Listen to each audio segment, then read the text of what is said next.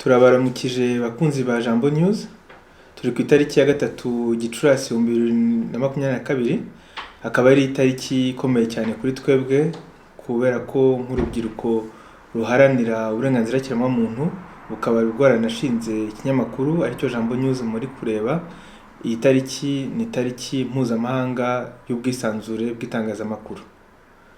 Uyu munsi tukaba dufite amahirwe yo kuba turi kumwe n'umushyitsi w'imena, umushyitsi udasanzwe, akaba ari umushyitsi uri mu rubyiruko wabaye umunyamakuru w'umwuga mu bitangazamakuru bitandukanye mu Rwanda.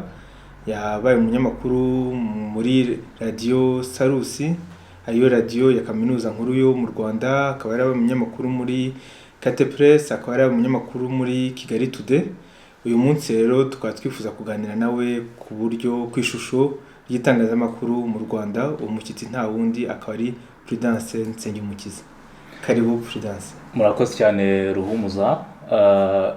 Ndabaramukije nanjye abakunzi ba Jambo News, abasomyi ba Jambo News bose, n'abanyamuryango ba Jambo bose ndabaramukije.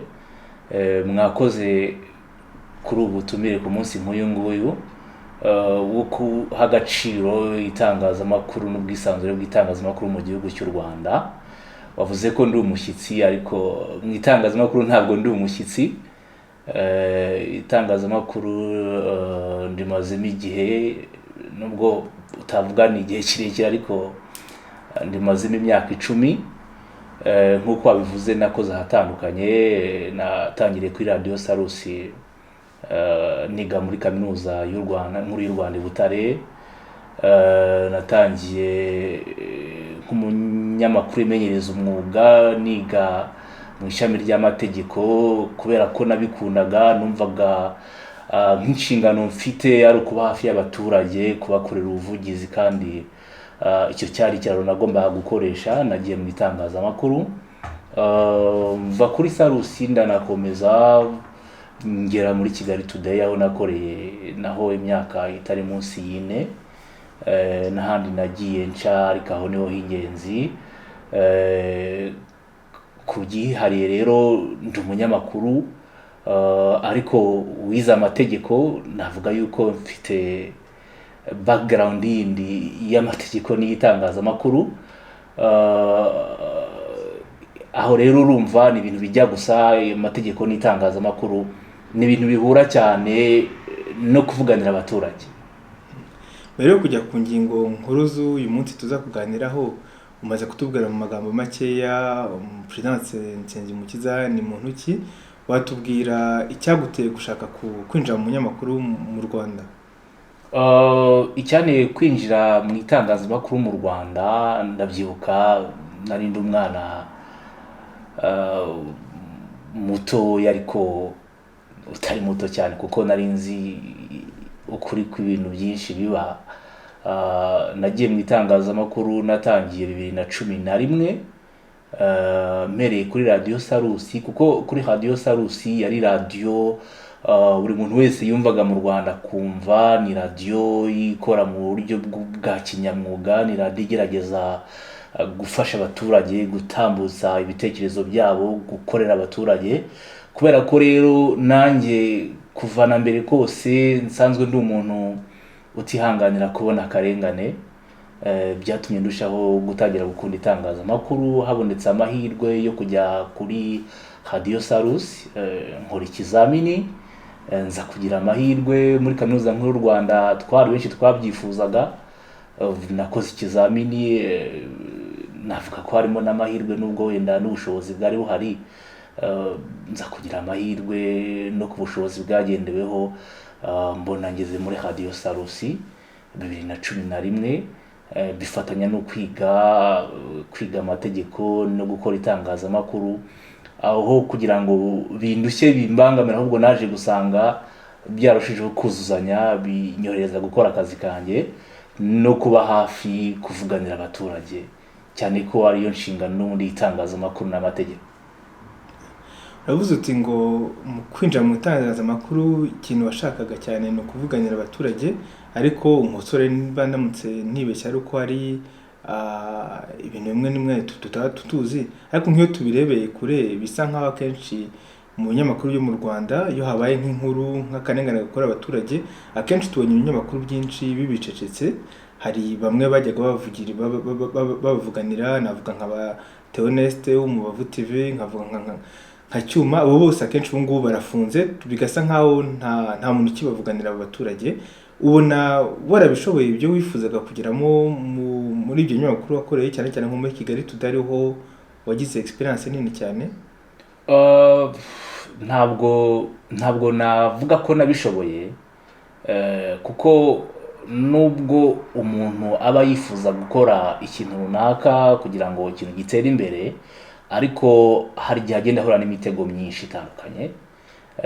Gukora itangazamakuru mu Rwanda harimo imitego myinshi cyane, yuko iyo ukora itangazamakuru ritandukanye n'umurongo leta yifuza ko yo itangariza abaturage, itangariza ndetse n'abandi bantu bakurikira imikorere yayo. Aho ngaho rero niho ukora ukagerageza ibishoboka byose, ariko nanone ukagenda uhura n'ibigutega, ukagenda uhura n'ibigusitaza, kubera ko ya mikorere ya leta nyine twavuze nagarutseho ntiyemera umuntu uwo ari we wese ushobora kugaragaza ishusho yindi y'ibikorerwa mu gihugu bo badashaka ko bitambuka. Kuri uyu munsi rero ubwisanzure bw'itangazamakuru twizihiza ku isi yose, navuga yuko mu Rwanda bituma tukiri inyuma kubera izo mpamvu zose n'imbogamizi. Nk'ubu ugiye kureba Ruhumuza, nyemera wenda ntanga ishusho neza y'itangazamakuru mu Rwanda uko ryagiye rizamuka naho riri kugenda ryerekeza ubu ngubu. Twatangiye mu Rwanda hari radiyo Rwanda bayitaga ngo ni radiyo Rukumbi, bo mu myaka za 80 na mbere barabizi cyane. Iyo radiyo Rukumbi rero yatangiye mu gihugu, ni ukuvuga ngo nicyo gitangazamakuru cyonyine cyashoboraga kuvuga amakuru y'ibera mu gihugu.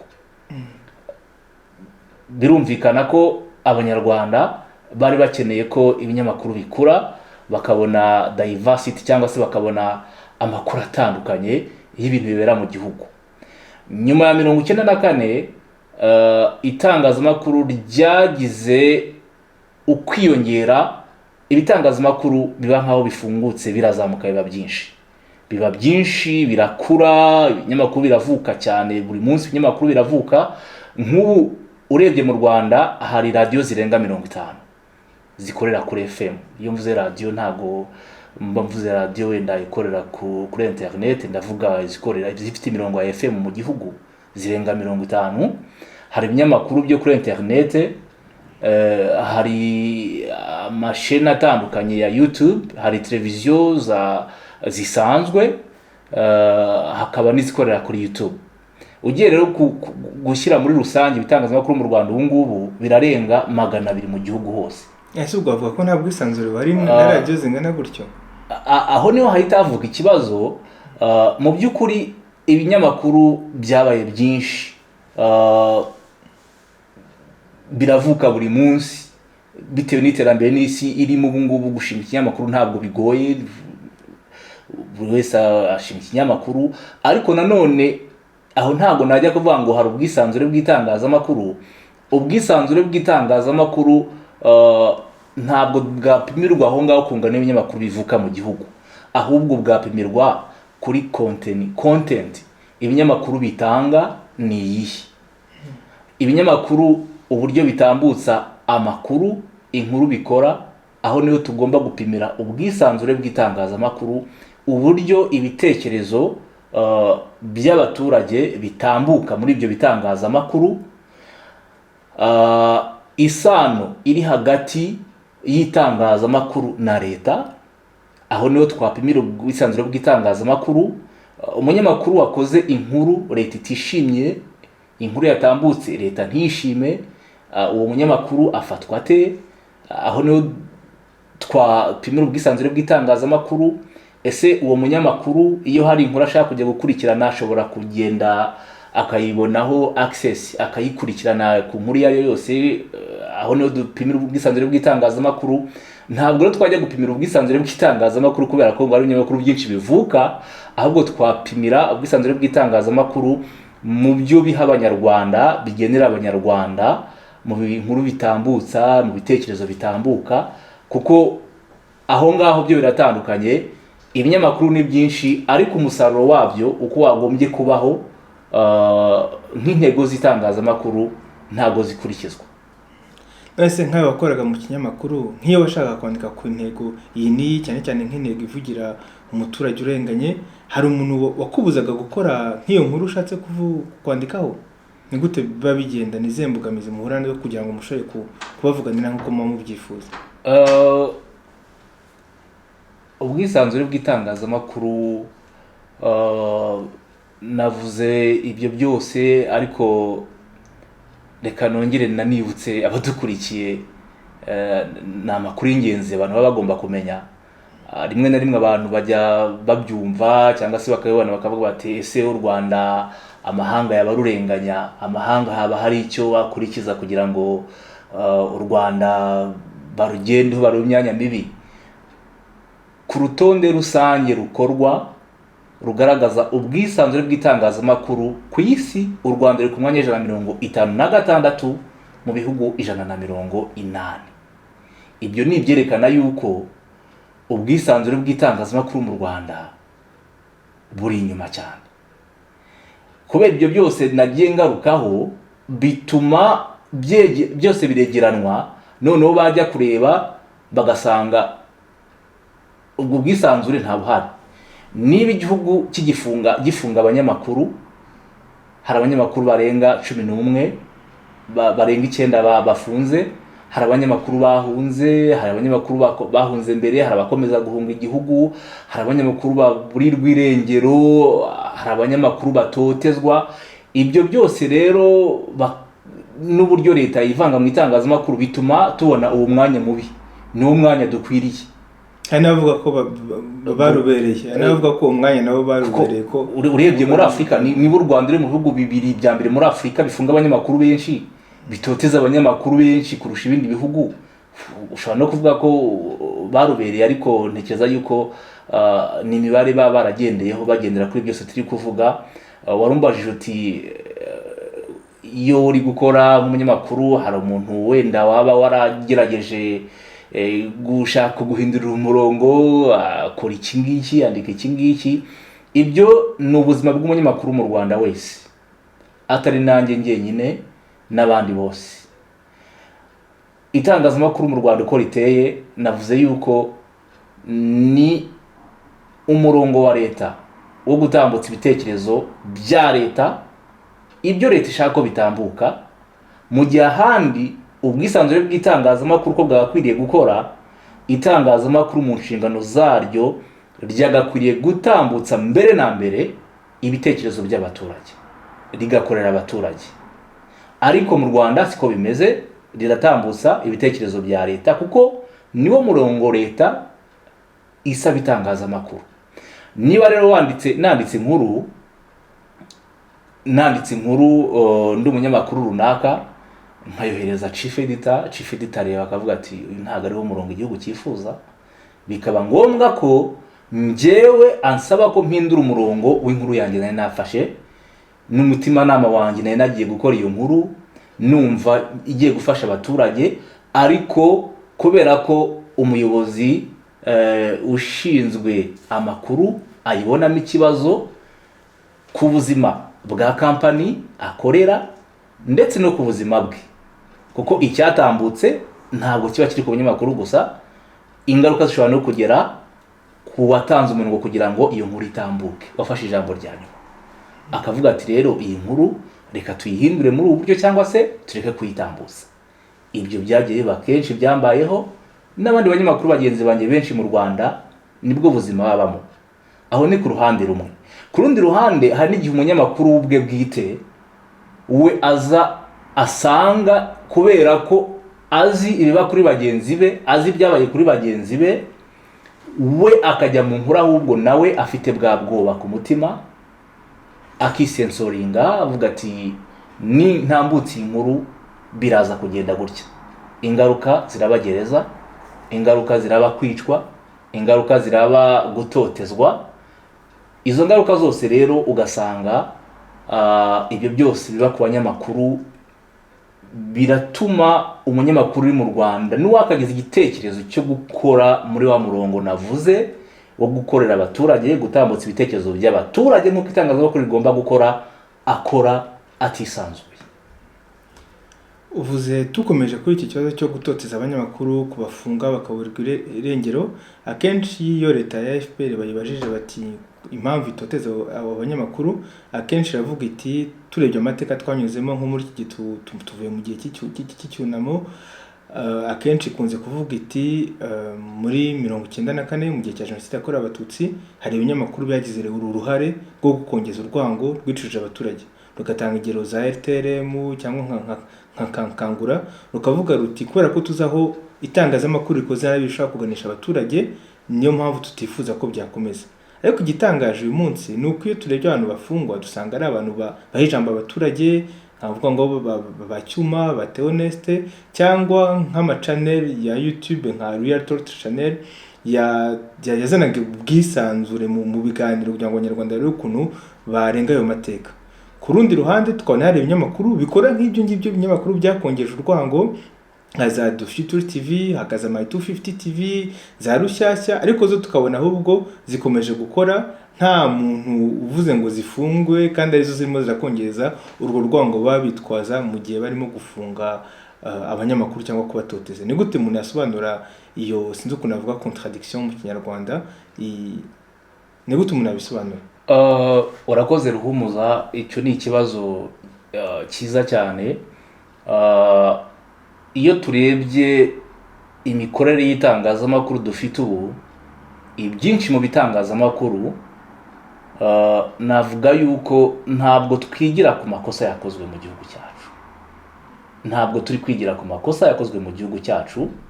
Niba tuvuga ko Kangura na RTRM byari bibi, tukaba dufite ibinyamakuru bindi ubu ngubu bifite uwo murongo ugamije kuryanisha abaturage, ugamije gucamo ibice abaturage, icyo ni ikibazo kizagora igihugu cyacu mu gihe cyose kitaba gikosowe. Ni ukuvuga iki rero? Nibyo navuze ni itangazamakuru mu gihe cyose rigifitwe na leta,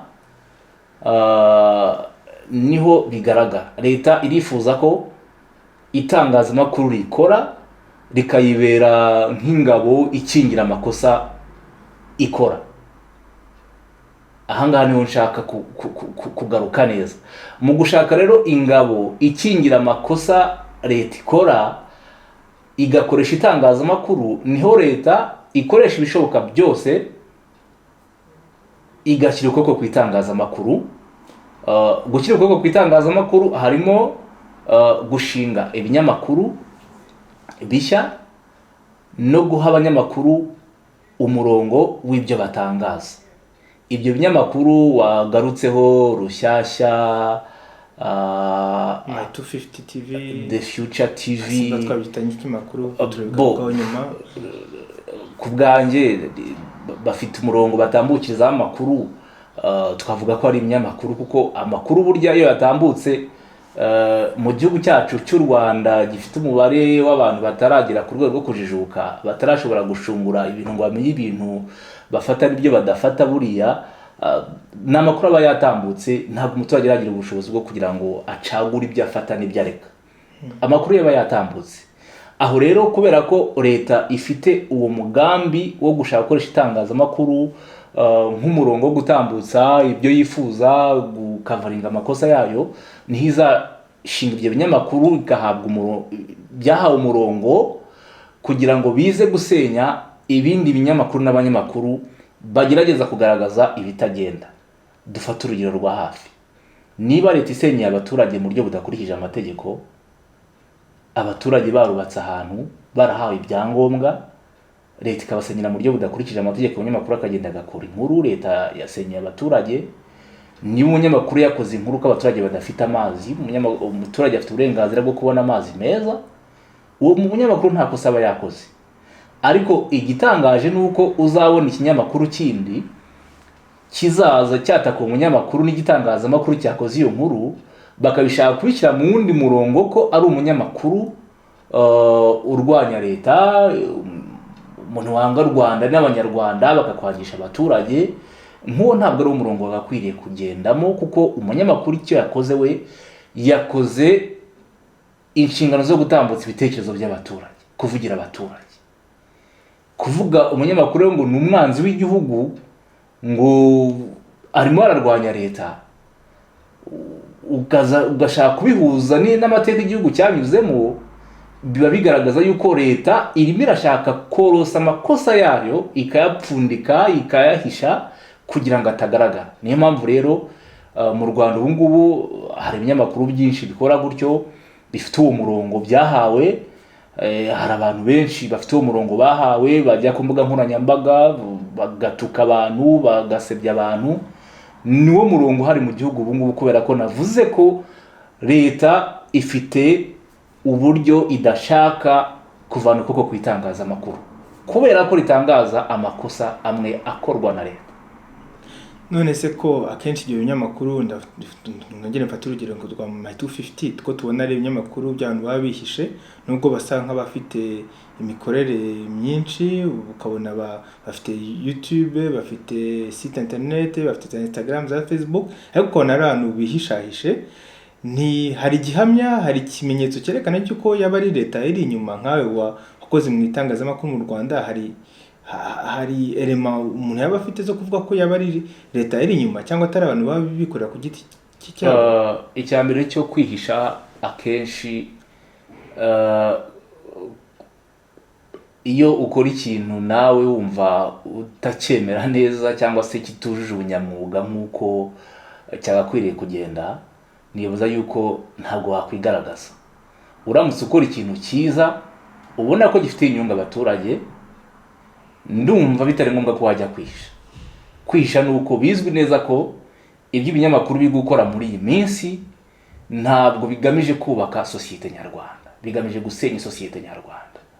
Biramutse bitagamije gusenya sosiyete nyarwanda, uwo muntu ujya kuri Twitter akandika tukana, asebanya, ahimba amakuru yabayeho amakuru atabayeho, n'ayabayeho akongera n'ibirungo bindi kugira ngo agere ku murongo wo kwangisha umuntu runaka abanyarwanda, uwo muntu icyo agamije ni ugusenya igihugu. Niyo mpamvu rero adashobora kwigaragaza, kuko azi neza ko igihe cyose ibintu bishobora guhinduka, ashobora gukurikiranwa kubera ko ibyo yagiye atangaza. Ikindi warubaje ati ese ibyo binyamakuru twemera gute ko ari ibinyamakuru bya leta? Haba hagaragaramo leta koko. Mu Rwanda ni igihugu gifite amategeko aranditse, nubwo wenda turaza kubigarukaho uburyo ashyirwa mu bikorwa nabwo bushidikanwaho, ariko amategeko aba ahari. Aramutse rero ari umuntu uje akazana ibyo bitekerezo, leta ibibona, hari inzego zibishinzwe zikurikirana abanyamakuru, zikurikirana imikorere ya buri wese mu Rwanda. Aramutse ari umuntu wundi udafite aho ahuriye na leta, leta yagombye gushyiraho uburyo bwo gukurikirana abo bantu. Hari umunyamakuru cyangwa se ikinyamakuru yigeze wumva umuntu wo muri ubwo buryo yigeze akurikiranwa n'amategeko mu Rwanda? Ntabwo. Ibyo ni ibigaragaza yuko rero ni kwa kuboko kwa leta kuba guhari gukingira ba bantu kudashaka no gukurikirana abantu ku makosa bakora, nyamara ari amakosa bigaragara yuko afite gisano n'amateka igihugu cyanyuzemo. Ibyo birumvikana.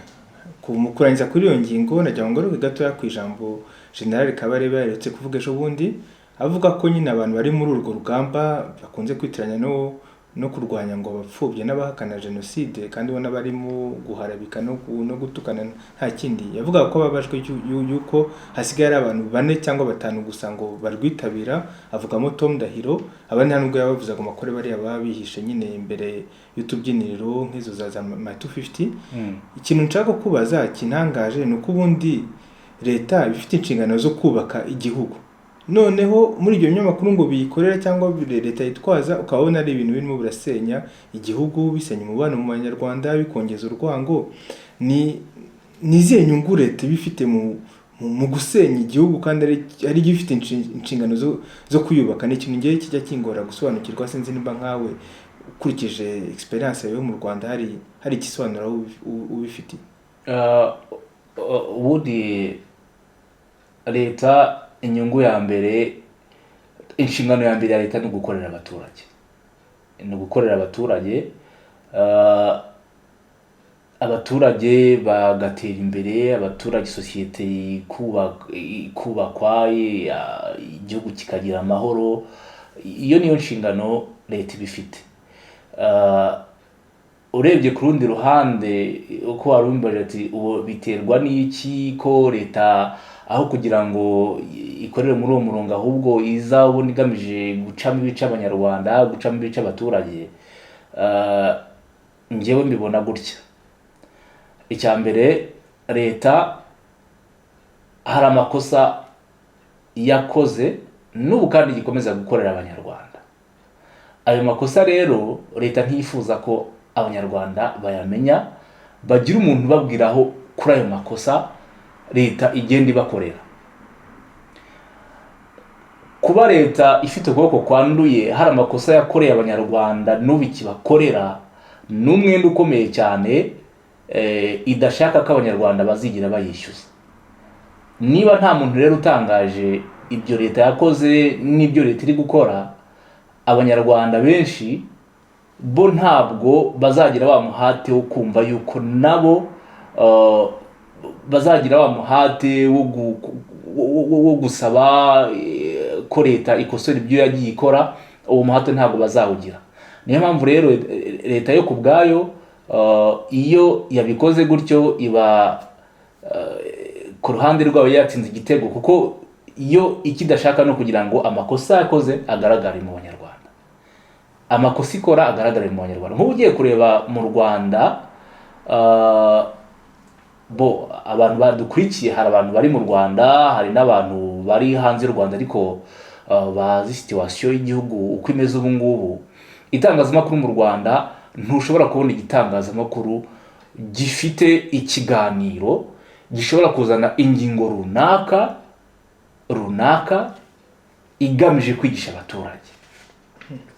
Ibinyamakuru mu Rwanda byinshi birafata umwanya mu biganiro bya siporo, birafata umwanya mu biganiro by'imyidagaduro. Usanga amaradiyo menshi mu gihugu ikiganiro cya siporo gifite amasaha 4, gifite amasaha 5, ni hafi kimwe cya kabiri cy'umunsi wose. Ntabwo uzabona ikiganiro cya politiki kuri radiyo runaka gihugu bwisanzure, abanyapolitiki bose bungana, abatavuga rumwe na leta ngo bahabwe umwanya wo gutambutsa ibitekerezo, na leta nayo itumirwe izitambutsa ibitekerezo byayo. Ntabwo uzabona icyo kiganiro. Kubera iki? Kubera yuko uburyo leta yabikoze, uburyo leta yabikoze ishyiraho gukontrola itangazamakuru, ntiyashatse ko wa murongo, ntiyashatse ko ya makosa yabo ayikora iyo agaragara abaturage bayamenya. Nukora icyo kiganiro rero gifite uwo murongo wa politiki, abaturage bazamenya amakosa leta ikora, abaturage bazamenya uburenganzira bwabo bwinshi. Leta ku rundi ruhande ntiba yifuza ibyo ngibyo, kubera yuko ivuga iti dushobora gutakaza ijambo twari dufite ku baturage. Reka dufavorize ibitangazamakuru ivuga ari byinshi, ariko dushyiremo limite kuri content itambuka muri ibyo bitangazamakuru. Ntuzasanga rero abenshi bahungiye muri siporo n'imyidagaduro, niho bibera. Hari n'ibigezweho muri iyi minsi, abenshi bari mu gutambutsa inkuru z'ibishegu,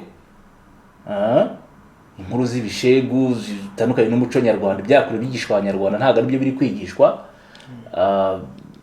Abanyarwanda barimo barahabwa andi makuru atandukanye n'umuco, ahubwo agamije kwangiza sosiyete nyarwanda mu bindi buryo. Kubera ko nyine ni kwa kwirengagiza leta yashyizeho, ntishaka ko ibindi bifitiye abanyarwanda akamaro bitambuka. Irashaka yuko ibyo ngibyo byo ari byo abanyarwanda basigarana mu mitwe yabo. Aha hari ikibazo. Ikindi kibazo gihari kuri aha ngaha nanone, nubwo leta nayo ishyiraho ukuboko kw'itangazamakuru harimo n'ikindi kintu kijyanye n'ubuzima bw'ubukungu bw'itangazamakuru. Situation economique y'itangazamakuru mu gihugu ihagaze gute? Ni ukuvuga ngo umunyamakuru ushobora kugira ubushobozi bwo gukora icyo kiganiro ni umunyamakuru ufite ubumenyi runaka, ni umunyamakuru wize afite ubumenyi runaka, afite ubumenyi bwo kwanaliza, niba wenda aza akavuga ati kuki mu Rwanda ibiciro byazamutse, habaye iki kugira ngo mu Rwanda ibiciro bizamuke. Urumva uwo munyamakuru ni umunyamakuru ugomba kuba yarize afite ubumenyi mu bijyanye n'ubukungu. Ibitangazamakuru rero kubera bikennye ntabwo bizashobora kugira ubushobozi bwo kuzana umunyamakuru umeze gutyo. Bizazana umunyamakuru wivugira imikino n'imyidagaduro, umunyamakuru uza akavuga ibishegu, abantu bagahanga amaso ibyo ngibyo, nyamara byagombye kubaka umuryango nyarwanda ntibihabwe agaciro. Dukomeje kuri iyo ngingo, nifuza kukubaza nkawe uri umunyamakuru w'urubyiruko, ariko nk'uko twakomeje kubivuga hari abanyamakuru benshi cyane b'urubyiruko, hari nk'abawe Iwacu TV, hari abafunzwe, tugarutse kuri Bacyuma, Theo, hari abanyamakuru babura irengero, hari abishwe. Se nk'iyo uri umunyamakuru mu Rwanda tujya tutangazwa no kubona ko nta kindi kinyamakuru kijya kibavugira kigenga.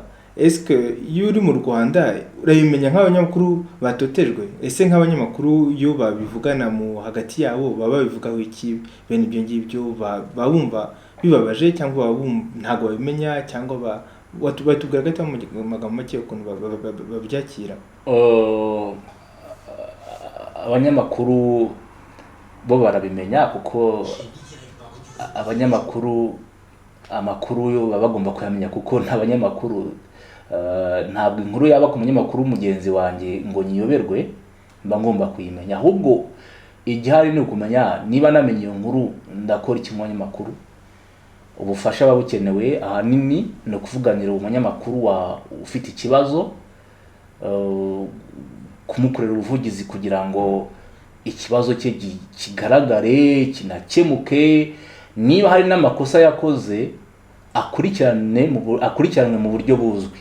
Ujya wumva umuntu yashimuswe, niba yakoze n'amakosa nahabwa ubutabera ahabona ku karubanda, atari kumva ngo umuntu yashimuswe. Ibyo byo byagiye bibaho. Ni ukuvuga ngo rero inshingano z'umunyamakuru kuri mugenzi ufite ikibazo ni ukumukorera ubuvugizi. Ubuvugizi ni ukwandika inkuru, ni ukugaragaza ikibazo muri miryango y'abanyamakuru, association z'abanyamakuru zirahari, ariko ku rundi ruhande ntizikora. Usanga haracyarimo cya kibazo nyine cyo kutiteranya na leta. Leta yashyizeho RMC nk'urwego rw'itangazamakuru rw'igenzura. Irangije inshingano RMC yari ifite, urebye mandate yayo buryo yagombaga gukora, ubona ko byagombaga gufasha umunyamakuru, kuko inshingano za mbere zari kurinda umunyamakuru no guteza imbere umunyamakuru mu buryo bw'umwuga mu bijyanye no kubongera ubumenyi. Ariko nyuma hahita haza itegeko rishinga RURA, ikigo cy'igihugu ngenzuramikorere, gihita gihabwa inshingano zo kugenzura itangazamakuru. Urumva ni ibintu bitandukanye. Hari RMC uravuga ko ni urwego rw'itangazamakuru rwigenzura, ukizeho nanone urundi rwego rwa leta rugomba kugenzura iyo RMC. Ni ukuvuga ngo ibyo ntabwo bizashoboka ko icyari association y'abanyamakuru cyagombaga kubakorera ubuvugizi gishobora kuza kubavuganira. Ibyo ntabwo bizaba bigishobotse. Aho rero niho usanga gukora ubuvugizi biragoye. Umunyamakuru aratekereza kwandika inkuru za mugenzi we wafunzwe, ariko akavuga ku rundi ruhande, niba nkorera mu kinyamakuru ntigishaka iyo nkuru itambuka, niba n'ikinyamakuru cyanjye ngomba gushyiramo iyo nkuru, nzasigarana cya kibazo cy'umutekano wanjye nanjye ni runaka, ariko nanjye ejo ni njyewe. Noneho hakazamo na cya kindi cy'abanyamakuru leta yashyizeho, leta ifasha, bagamije kuza guca intege babandi bagerageza kugaragaza ibitekerezo by'abaturage, ibibazo abaturage bafite, none ahubwo bakaza bagamije kubasenya. Uzabona ibitutsi byinshi. Ubu nanjye ntibigutangaze, ushobora kuzabona ejo bundi barimo bantuka ibyo ni ibisanzwe, tubibamo, twabibayemo, ariko ntabwo byakwiye gutera ubwoba Abanyarwanda. Ntekereza ko bamaze nabo kumenya ubwenge, bamaze nabo kumenya ikintu kijya mbere. Ukuri barakuzi. Ntuzanyita umujenosideri, ubwo nawe uzanyita umujenosideri, ariko amateka yanjye n'umuryango wanjye arazwi, n'amateka yanjye arazwi. Ibyo rero ntabwo bizafata abantu bagenda bamenya ukuri ku bintu bigenda biba mu gihugu cyacu. Uwo munyamakuru rero niba afunzwe wagombye kumuvuganira, ariko kubera ko leta ibiri aho ngaho irafunga buri munsi, irashimuta, irica, biragoye.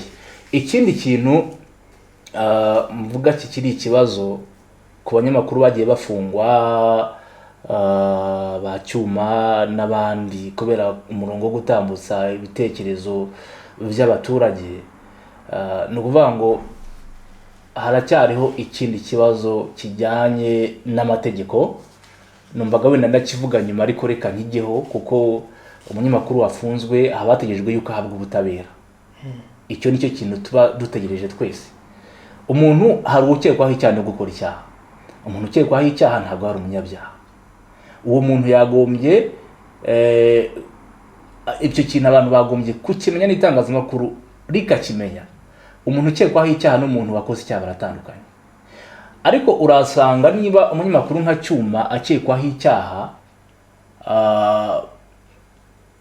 barahuruza inzego z'umutekano zikagenda zikamufata, zikamwambika amapingu, bagafatira ibintu bye, bakamugira igicibwa, kandi icyaha kitaramufata. Aho harimo ikibazo gikomeye cyane.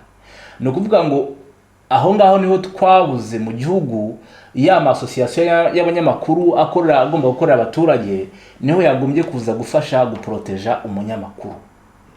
Umunyamuryango ahuye n'ikibazo bakamuproteja muri urwo rwego.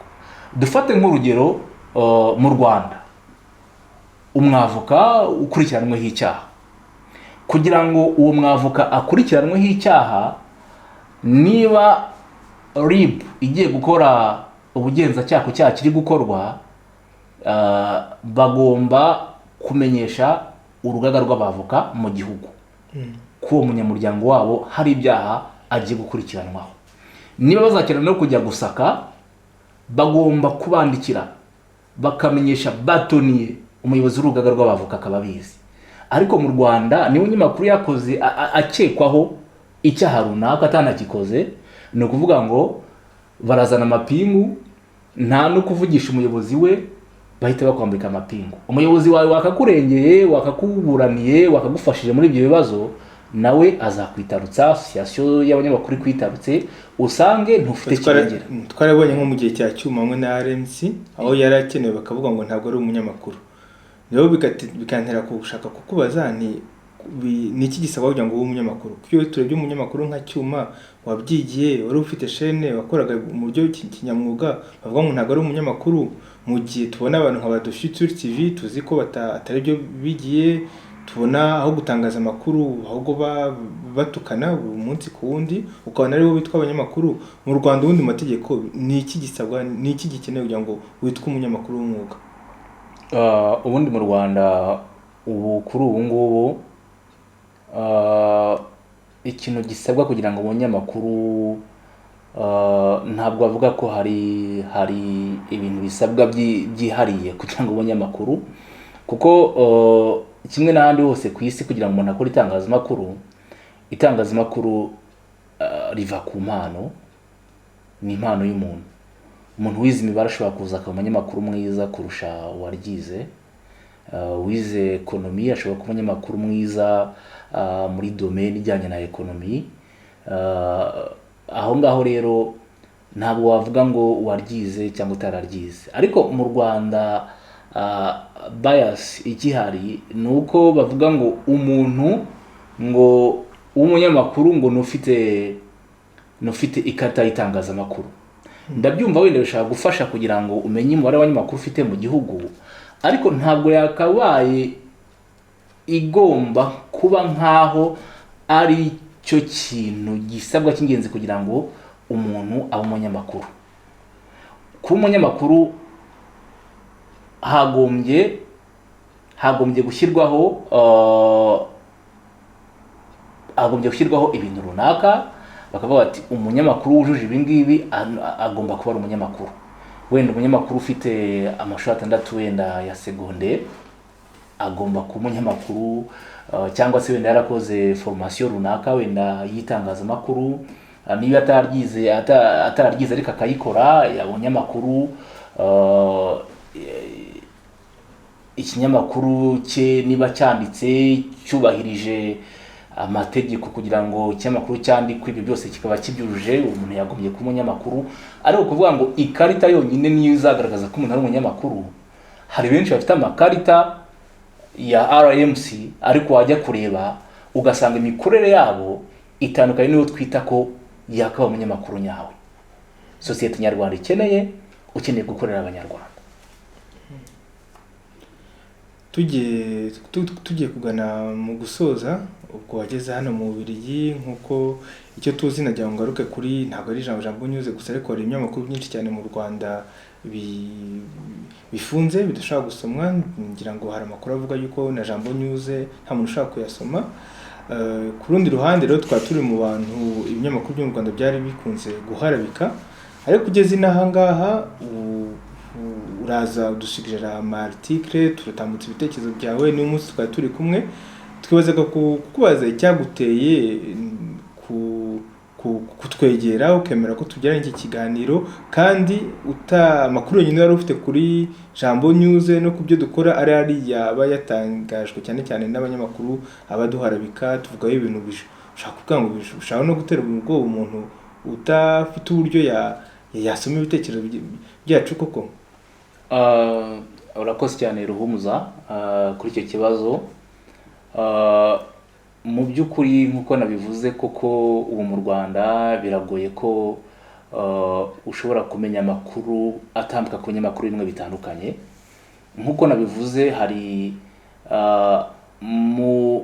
muri political environment y'igihugu n'itangazamakuru uburyo bimeze ubu, leta yashyizeho ibigo bigenzura itangazamakuru. Navuze RURA nk'ikigo cya leta kigenzura uburyo ibinyamakuru bikora, ibitambuka mu bitangazamakuru. Icyo ni nacyo giha uburenganzira ibinyamakuru kugira ngo bikore. Ntushobora kubona umurongo niba ugiye gushinga radio bitanyuze muri RURA. Ngira ngo muranabyibuka, RURA niyo yafashe icyemezo cyo kugira ngo BBC ifungwe mu Rwanda 2014 nyuma y'inkuru yari yatambukije, ni documentaire yari yatambutse, bavuga yuko igamije gucamo ibice abanyarwanda no kwangisha ubutegetsi buriho abanyarwanda.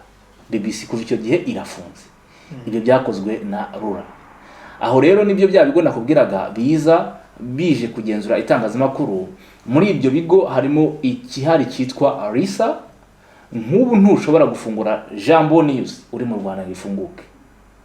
Hari n'ibindi binyamakuru byinshi bazi ko bifite umurongo ugaragaza amakosa bakora, batemera ko bishobora gufungurwa mu Rwanda no kuri internet honyine.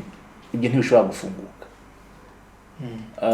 No mu gihe harimo ikibazo cy'umubano mubi hagati y'u Rwanda na Uganda, buriya no kugira ngo ufungure ikinyamakuru cyo mu gihugu cya Uganda ntibyashobokaga. Ariko ndakeka ubu ngubu nabonye perezida yaragiyeyo, buriya bagiye kubifungura. Ni muri urwo rwego bakora, bashyiraho uburyo bwose bushoboka kugira ngo bakumire amakuru atandukanye n'umurongo wabo ko yinjira mu gihugu, amakuru agaragaza amakosa yabo ko yinjira mu gihugu. Nkanjye rero nk'umuntu w'urubyiruko, uretse nyine ko navuga yuko dufitiye n'umwenda abanyarwanda nk'abanyamakuru, dufite umwenda abanyarwanda, ni inshingano zacu.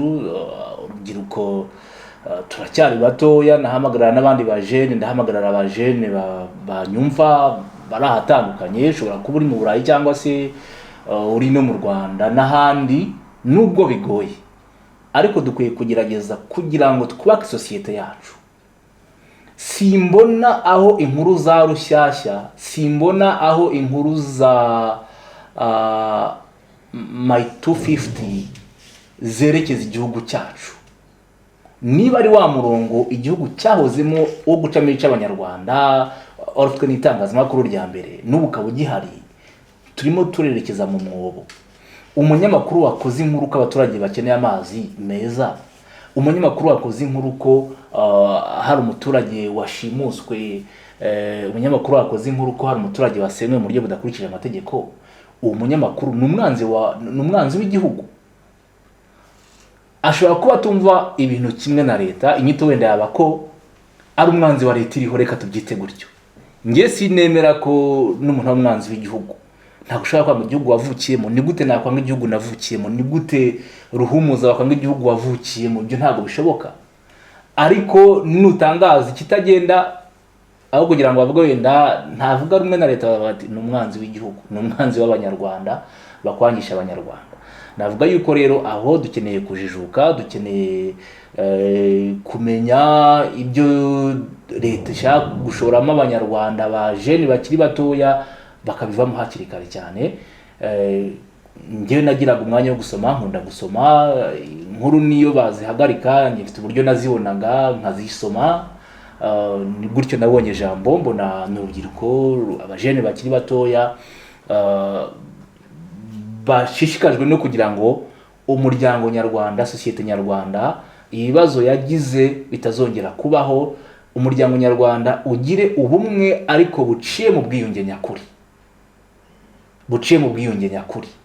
Nta kuvuga ngo abanyarwanda hari igice kimwe cy'abanyarwanda gihari ariko gisa n'igitsikamiwe. Abanyarwanda bose babane mu mahoro, mu bumwe, ariko biciye mu bwiyunge nyakuri, hatarimo bimwe byo kuryanisha abaturage, uyu nguyu yarishe. Nkabona rero aho ngaho uwo murongo wa jambo ifite no kuvuganira abantu bafite ibibazo, guharanira uburenganzira bw'ikiremwa muntu, ibyo nibyo byampaye motivation yo kumva yuko nanjye naza nkafatanya nabo gutambutsa iki kiganiro, kugira ngo kinagire n'umwanya kubohora abandi banyarwanda bafite ibibazo nk'ibi ngibi, batekereze kure, twubake igihugu cyacu. Akenshi icyo nshaka kukubaza ni ese ni wowe wenyine cyangwa hari abajene benshi batekereza nkawe? Kubera ko icyo tubona ni uko buri mwaka abayobozi bo mu Rwanda, nareba ngo kuri General Kabarebe ariko hari abandi benshi, buri mwaka bahamagarira urubyiruko ngo kwitabira iyo ntambara, ngo kujya guharabika no kurwanya, ngo abantu nka urubyiruko rwo mu mahanga nkaho muri Jambo cyangwa abandi benshi batambutse ibitekerezo byabo, ariko tukabona ko nta rubyiruko rwo mu Rwanda rujya rwitabira ibyo bintu, ahubwo buri mwaka bagenda baba bakeya nk'uko General Kabarebe yagiye abyivugira. Bishatse kuvuga se ko abo bajene nubwo hari amakuru leta igerageza kutabagezaho, bishatse kuvuga ko hari aho bageze bagasobanukirwa? Ubu ngubu abajene benshi bamaze gusobanukirwa, kuko abenshi harimo abashoboye kujya mu ishuri, harimo nubwo ibyo binyamakuru bifunze, ariko hari abagerageza gukoresha undi murongo bakabona amakuru. Nibyo navugaga, mu bihe turimo iterambere isi maze kugeraho, ushobora kubuza radio kuvuga ukayifunga mu gihugu, ibyo birashoboka. Ushobora gufunga ikinyamakuru kugifungura mu gihugu ntibikunde, ariko mu buryo turimo ntago uzafunga YouTube, ntago uzafunga YouTube, ntago uzafunga Twitter, ntago uzabasha gufunga n'izindi mbuga nkoranyambaga zitambutsa amakuru. Aho rero abajene benshi usanga bakoresha iyo mirongo yose. Ni ukuvuga ngo uramuhagarika ku buryo bumwe bwo kubona amakuru, ariko hari ubundi buryo udashobora gufunga kandi uwo mujene ashobora kubona amakuru. Nibwo buryo rero abajene benshi barimo bagenda bamenyaho amakuru ku bivugwa ku gihugu cy'u Rwanda. U Rwanda rwo rutifuza ko abaturage bandi bamenya, noneho bana bahamagarira muri izo ntambara zitwa zo kuri internet, ugasanga abenshi ntibari interesse, ntibashaka kubijyamo kubera ko bamaze kumenya ukuri. Uzasanga bikorwa n'agatsiko k'abantu bakeya, aho uzasanga nk'umuntu afite konti nk'icumi za Facebook, afite konti 10 za Twitter, ari umuntu umwe ariko wazishinze kugira ngo ajye azenguruka asebanya tuka abantu kugira ngo agaragaze yuko ari kuri uwo murongo. Ubundi kurwana urwo urugamba niba ari n'urugamba koko tubyite gutyo, ruhumuza wenda tubyite urugamba rwo kuri internet, niba ari umwanya mwiza wo kurwana n'urwo rugamba, wakaba umwanya wo gutambutsa ibitekerezo, guhanganisha ibitekerezo. Niba ruhumuza yakoze inkuru avuga ko mu Rwanda ari ikibazo runaka, hakaza undi ukora inkuru noneho igaragaza ubusesenguzi, igaragaza ko icyo kibazo kidahari, ibyo birumvikana, yaba ari kurwanisha ibitekerezo. Ariko niba ari kurwanisha ibitutsi no gusebanya, ntabwo ari bwo buryo bwo kurwanira urwo rugamba. Niyo mpamvu rero abajene benshi batangiye kugenda basobanukirwa, bakamenya ubwenge, bakabona yuko ibintu leta iri gushaka kubashoramo, leta ibashoramo, ibahamagarira gukora bidakwiriye, bitari kubaka umuryango nyarwanda, abenshi bakabireka. Hari nabo twaganira bajya batubwira bati ngo twebwe ikidushishikaje ibibazo dufite uyu munsi ni ukumenya ireme ry'amashuri, ni ikibazo dufite ni ikibazo cy'ubushomeri, turashaka akazi, ikibazo dufite no kureba ukuntu iterambere, ukuntu dushaka kwiyubaka. None uyu munsi aho kugira ngo tuganire kuri ibyo ngibyo bidushishikaje ibyo bibazo byacu mu buzima, bakadushaka kujya guhangana n'abantu batanatwereka ngo icyo baba bavuze gikomerekeje, icyo baba bakoze. Urundi rubyiruko rufite icyo rwadutwaye, ubwo ruvuga ngo muze tuganire tukuntu twakubaka igihugu cyacu, turebe ukuntu twakemura ibyo bibazo twebwe dufite. Bigasa nkaho leta nyine aho leta ishaka gushora urubyiruko atariho hari ikibazo urubyiruko rufite kirushishikaje n'ibisobanuro ushaka kubona ku bibazo urubyiruko rufite. Mu kurangiza ndabona turimo turagana ku musozo, nagira ngo nkubaze, twakomeje kuvuga cyane cyane kuri abo banyamakuru batotezwa, ababurengero, abishwe. Nk'urubyiruko rwo muri diaspora, ni iki dushobora gukora kugira ngo tubavugire, ni iki dushobora gukora kugira ngo tubazirikane, ni iki dushobora gukora kugira ngo bumve ko turi kumwe, kuko hari igihe nyine tujya tureba ibiba tukagira bikadutera agahinda, tukibaza ikintu twakora kugira ngo rwose tubafate mu mugongo kandi tugire ikintu twabafasha. Ni iki ubona dukwiye gukora nkatwe nk'urubyiruko ruba mu mahanga? Icyo navuga, urubyiruko ruba mu mahanga, icyo narusaba kudufasha nk'abanyamakuru ni ugukomeza kuduha inkunga y'ubuvugizi. Ubuvugizi bwo kuva ku munsi wa mbere abanyamakuru bafatwa, nabonye ijambo yarahagurutse irabigaragaza, bigira no mu miryango mpuzamahanga hano uburenganzira bw'ikiremwamuntu. Ubwo buvugizi ni ubuvugizi bwiza cyane, nubwo ijwi risa nkaho rikirimo ritoya, kuko uzasanga niba ari muri diaspora ni ijambo ibikora, nta bandi bantu benshi babikora. Dukeneye rero ko havukamo n'abandi bantu b'urubyiruko bafata umurongo nk'uwo, bagashyigikira ibitekerezo nk'ibyo byo kurwanira ishyaka itangazamakuru mu Rwanda, akarengane rigirirwa kakamenyekana, uretse n'abanyarwanda bo ku ruhande rwabo bonyine, n'amahanga akarimenya. Nakunze yuko niba ikibazo kigaragaye, jambo irakigaragaza mu ndimi n'amahanga, n'abanyamahanga bashobora kumva. Hari n'abandi babikora mu rubyiruko, cyangwa nuko imbaraga zitatanye. Hari n'abandi babikora imbaraga ariko ziratatanye. Byaba byiza habaye nk'ihuriro rihuriza izo mbaraga hamwe ku murongo wahaniwe by'umwihariko itangazamakuru. Ibyo byaba byiza cyane, byadufasha. Ikindi cyabaho, niba bishoboka, dukwiriye kuzashyiraho umunsi wahariwe kuzirikana abanyamakuru mu Rwanda bambuwe ubuzima bitewe n'akazi kabo. Uwo munsi dukwiye kuwutekerezaho, tukazagira umwanya wo kujya tuzirikana buri mwaka byibuze abanyamakuru bambuwe ubuzima biturutse ku kazi kabo bagerageje gukora, ariko bakabigenderamo kubera ko hari ibyo batangaje leta itashatse ko bitambuka. ubuzima bwabo barabubura, abanyamakuru barahari benshi. Ntekereza yuko byazaba inkunga nziza cyane ku itangazamakuru n'ubwisanzure bw'itangazamakuru mu Rwanda mu gihe uwo munsi wazaba uriho. Niba hari n'ababakomoka kuri abo banyamakuru bakajya bagirwa n'ikintu bagenerwa cy'ubufasha, byaba byiza, kuko hari abasize imiryango bakeneye ubufasha, hari abasize abana. Nk'ibyo rero bibayeho, diaspora igakora igikorwa nk'icyo ngicyo cyaba kigamije gushyigikira neza kuko ubwisanzure bw'itangazamakuru nubwo bikorwa, ariko dukeneye ko bikorwa bikajya ku rwego noneho rwisumbuyeho, ku rwego rwo hejuru. Ruhumuza, wenda tutarasoza hari ikintu nashaka kugarukaho.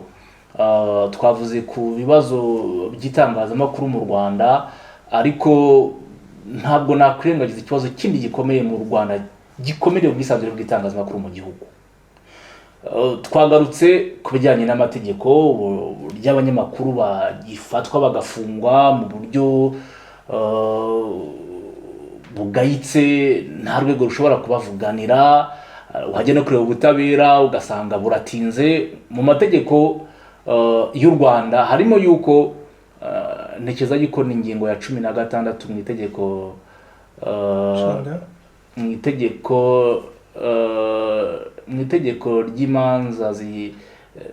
itegeko ry'imanza mbonezamubano z'ubucuruzi n'iz'umurimo. Ni itegeko rikoreshwa, ni procedure civile. Bavuga yuko ntabwo urubanza rushobora kumara amezi 6 rutaracibwa. Ni ukuvuga ngo umuntu niba afashwe ntabwo agomba kumara amezi 6 ataracibwa urubanza. Ariko turi kubona abanyamakuru, hari abanyamakuru nzi, Niyosenga Dieudonné, Niyosenga Shadrach, Jean Baptiste Nshimiyimana. Abanyamakuru bafashwe 2017 n'ubu ntibaracibwa urubanza. Urumva biteye isoni kuba umunyamakuru amara imyaka 3-4 ataracibwa urubanza. Ni ikimwaro. Twagarutse ku buryo amategeko arahari, itegeko rituma abantu bagira ubwisanzure kugera ku makuru. Itegeko rivuga yuko abantu bagomba gukora itangazamakuru mu bwisanzure, mu itegeko nshinga rirahari, nubwo bashyiramo wenda akantu ko kugobeka bati ariko bitabangamiye ituze rya rubanda. Aho rero bazasanga umuntu yakoze inkuru, yavuze ko hatari amazi meza mu gihugu, yavuze ko leta yasenyeye abaturage kandi byabaye, ugasanga leta iramushinja yuko yabangamiye ituze rya rubanda, iramushinja yuko yahamagariye rubanda kwanga leta, kwigumura kuri leta no gukora imyigaragambyo. Ibyo byose ni ibyuho bigihari mu mategeko, nubwo amategeko ari bikwiye gukosorwa. Ariko ikindi kintu ngira ngo ngarukeho cy'ingenzi ni ikijyanye na economic environment. Ni ukuvuga ngo situation economique y'itangazamakuru mu Rwanda ntabwo ituma itangazamakuru mu Rwanda rigira ubwisanzure mu mikorere. Ni ukuvuga ngo nk'ayo maradiyo navuze 40 ari mu gihugu 50, wajya guteranya ugasanga ibinyamakuru byose ni 200 mu gihugu. Ibyo binyamakuru kugira ngo bibeho birakenera ubufasha, amafaranga runaka kugira ngo bikore. Urakenera kohereza ibinyamakuru kuri terre, uramuha ibikoresho, uramuha amafaranga yo kugira ngo azakoreshe. Ayo mafaranga ukaza gusanga rimwe na rimwe ntuyafite. Ikibazo kiri hehe? Nuko kugira ngo itangazamakuru ribone amafaranga bigengwa na leta. Leta niyo igenga uburyo ikinyamakuru bibona amafaranga. Niba uri ikinyamakuru kidatambutse ibyo leta yifuza, ikwifuzaho, ntabwo uzabona amasoko yo kwamamaza. Uzasanga amasoko yo kwamamaza arahabwa ibinyamakuru bya leta, ni RBA, arahabwa New Times, arahabwa Kigali Today, kubera ko leta ifite ihurira n'ibyo bitangazamakuru, niyo ibikontorora, niyo ibifasha mu mikorere yabyo, nabyo bikayifasha gutambutsa umurongo wa leta yifuza, gutambutsa ibitekerezo yifuza gutambutsa, no kuzitira ibyo yifuza ko bidatambuka. Nibo babona amasoko.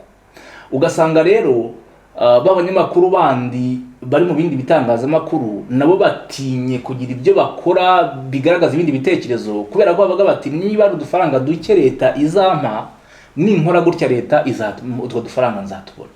ugasanga baratinye. Niho rero uzasanga navuze ni ibinyamakuru birakennye, ntibishobora gushaka abanyamakuru bafite ubumenyi bashobora kuza muri deba zikomeye, mu biganiro bikomeye bisaba ubwenge n'imitekerereze, ahubwo arashinga radiyo akavuga ati okay, sinshaka ibimvuna, ikiganiro kijyanye n'imikino kizamara amasaha 6, nzashyiraho ikiganiro kijyanye n'ubuzima bw'imyororokere muri bimwe n'isi bishegu kimara amasaha 5 kuri radiyo yanjye, mbona udufaranga duke ariko ntabo bitasabye amafaranga menshi nohereza abantu bajye gushaka amakuru, rimwe na rimwe bavunnye kuko ubwo bushobozi budahari. N'umunyamakuru rero we ku giti cye, aha ni ku bitangazamakuru, ku munyamakuru ku giti cye nawe bimukoraho cyane, kuko umunyamakuru ukennye ntabwo azagira ubwisanzure. Aho ngo ngira ngo birumvikana cyane, ntabwo wagira ubwisanzure ukennye. Umunyamakuru mu Rwanda, ibitangazamakuru byinshi mu Rwanda ntibihemba, abanyamakuru bakorera ubuntu. Abanyamakuru bahembwa nabo bahembwa amafaranga y'intica ntikize. Abari mu bitangazamakuru navuga bimwe byo hejuru bifite aho bihurana na leta barahembwa bo, hari abahembwa, hari n'abahembwa nabi. Guhembwa nabi no kuvuga ngo umushahara urawufite, ufite amasezerano ariko umushahara uratinda. Hari abanyamakuru bashaka kumara amezi 3 batarahembwa, amezi 4 batarahembwa. Yajya kurega umukoresha we agasanga ni wa muntu n'ubundi ufite kuboko kuri leta, niho kurega uregera, ntacyo n'undi leta izamukoraho. Ndabazi benshi inshuti zanjye nyinshi zambuwe amezi, umwaka wose bakagenda bikarangirira aho ngaho. Nukuvuga ngo wa munyamakuru ukennye mu mufuka, niba wagiye gukora inkuru uzi ko ugomba kwishyura inzu yawe itishyuye ubukode, uzi ko ugomba ko umwana agomba kujya ku ishuri akishyura minervari, akagenda akabona icyo kurya nawe akabona icyo gitunga umuryango, nujya gukora inkuru ukisanga hari aho uhurira na leta, hari ibyo leta igusaba, ya umutima nama wawe ubishaka cyangwa utabishaka urahumuriza ugafata ya mafaranga. Mu Rwanda tuyita giti, donc ni nk'ari ruswa, ngiye nifata nka ruswa ariko yahawe izina rya giti n'amafaranga umunyamakuru kugira ngo bamworoshye bashobore kuba bamumanipira akora ikintu runaka bifuza ko gikorwa.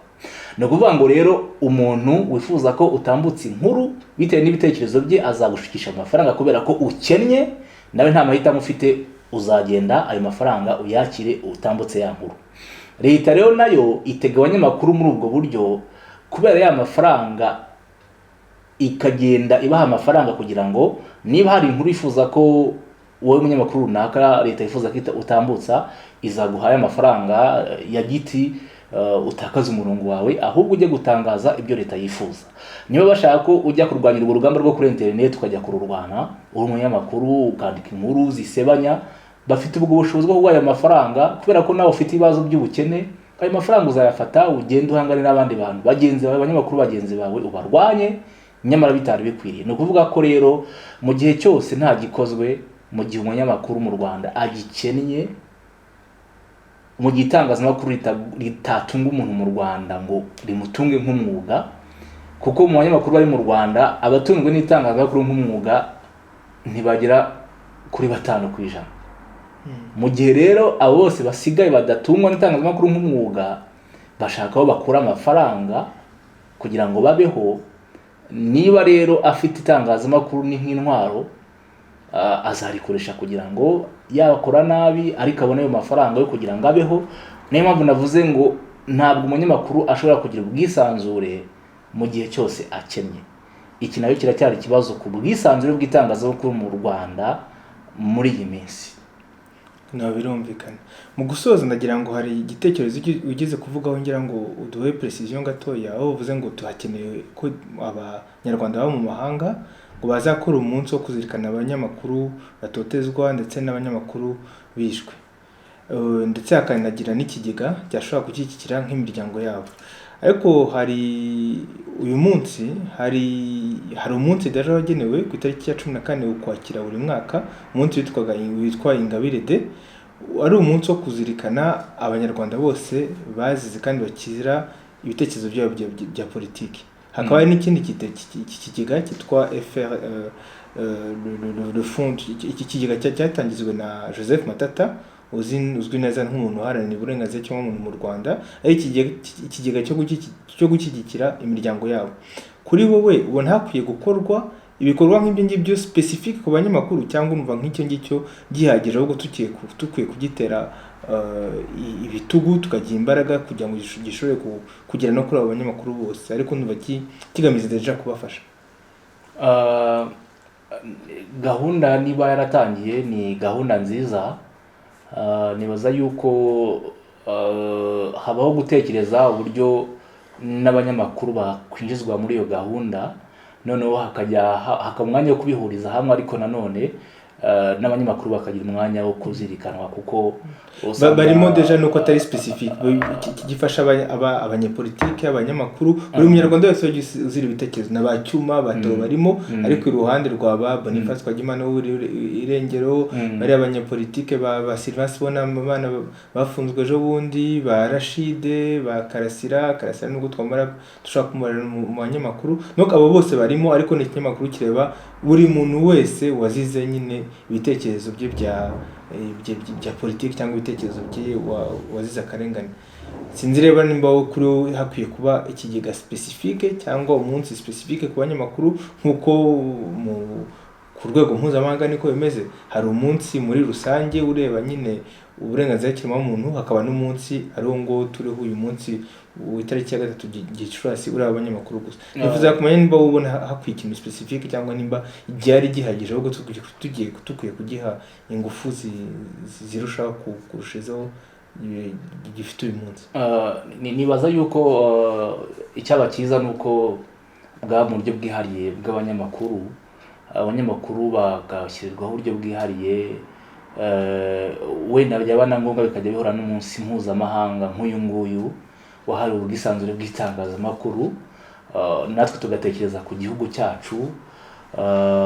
Nibyo turakora ubuvugizi ku banyamakuru bafungwa, bashimutwa, bicwa, ariko nanone ubuvugizi ntabwo bukwiye kugarukira aho ngaho. Dukwiye no kureba ku mibereho y'abo banyamakuru basize, abo imiryango basize, tukaba twagira icyo tuyifasha. Nibaza yuko haramutse habaye uburyo bwihariye byarushaho gufasha cyane kurushaho kubihuriza hamwe. Urakoze cyane Prudence kuri ibyo bitekerezo n'izo nkuru wadutangarije. Urakoze cyane kuba witabiriye ubutumirwe bwacu, nkaba ngushimiye cyane rwose. Murakoze cyane Ruhumuza, ndanashimira Jambo ASBL, ndabashimira mwese ku ruhare rwanyu mufite mu kugerageza kubaka umuryango nyarwanda, no kugaragaza amakosa akorwa yagakwiriye gukosorwa kugira ngo turusheho kubaka igihugu cyiza, igihugu gifite amahoro n'umutekano. Ntabwo nakwibagirwa n'ubwiyunge, kuko ubwiyunge ni ingenzi cyane ku gihugu cyacu. Usanga amateka avuga ku gihugu cyacu avugwa ku ruhande rumwe, ntabwo avugwa ku mpande zombi, kandi ibyo abanyarwanda barabizi, babinyuzemo. Nibaza yuko rero ibyo byose bizadufasha kubaka umuryango nyarwanda mwiza cyane. Ndabashimira kandi nkanifuriza umunsi mpuzamahanga w'ubwisanzure bw'itangazamakuru mwiza abanyamakuru bagenzi banjye bari mu Rwanda n'ahandi hose ku isi. Ndabizi mu Rwanda ntibyoroshye, ariko tugerageze twubake umuryango nyarwanda, dukorere umuryango nyarwanda. Murakoze cyane. Murakoze cyane Ruhumuza, ndabashimiye.